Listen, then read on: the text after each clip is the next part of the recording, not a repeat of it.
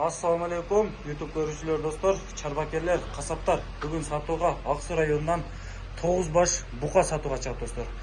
Bukalar 6 aydan beri jemjep turgan bukalar eкен dostlar. Mınакей moyundan көргүлө dostlar.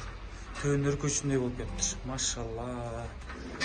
Har birini көрсөтүп өтөбүз. Бул экинчи букабыз достар.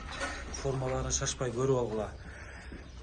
Если что, метрге салам, жанандай метрге салып бер дегендер, езин номерин калтырабыз. Езине чалып байланышсаңар метрге салып берет достор.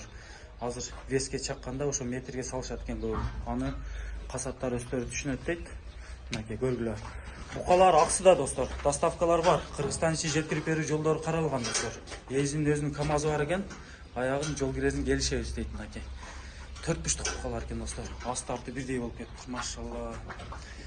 Көргүлө. Акчасы 150 миң сомдон кеми бар дейт. Долларга 1700 доллар болот экен.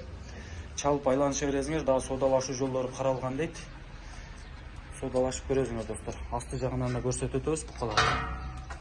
Мынакей достор, букалар асты жагынан 150 миң сомдон долларга 1700 доллар дейт мынакей. Көргүлө. Туугандар, кимге кызык болсо, эзине байланыша бересиңер. Номерин астына калтырып коебуз. Общий 9 баш экен.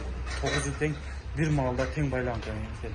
Жаштары 2 жаштан 4 жашка чейин экен. 3 жаш, 4 жаштык букалар бар экен арасында. Көрүп чалгыла достор.